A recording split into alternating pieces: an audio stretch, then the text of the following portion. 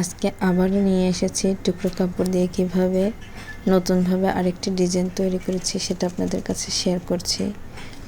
আমি বাঙ্গি কালারের কাপড়টা 2 ইঞ্চি 2 ইঞ্চি করে ত্রিভুজ আকৃতি করে নিয়েছি। নেকের কাছে আমি আলাদা 15 ইঞ্চি করে বর্ডার দিয়ে সেলাই করে নিয়েছি।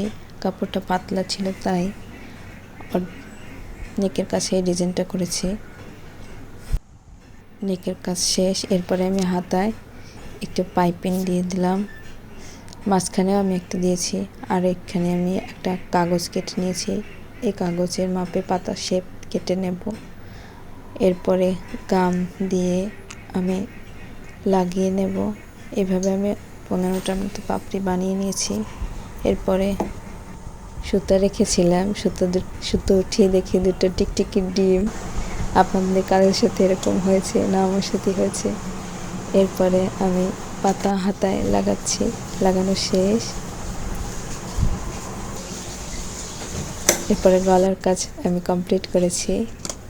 এরপরে হাতে লাগিয়ে নিলাম, তারপরে আমি চারপাশ সেলাই করে নিলাম। এরপরে ফুলগুলো আমি লাগিয়ে দেখলাম যে কেমন লাগবে। এভাবে আমি গাম দিয়ে লাগিয়ে রেখেছি।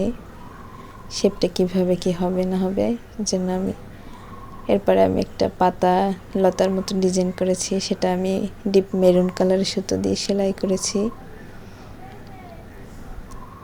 সেলাই করা কমপ্লিটের পরে আমি গোলের মতো চিহ্নের ভিতরে একটা চুমকি দিয়ে দিয়েছি। এবার এটুকু আমি হাতে কাজ করেছি, এছাড়া পুরোটাই মেশিনে ছিল। কেমন হয়েছে ডিজাইনটা?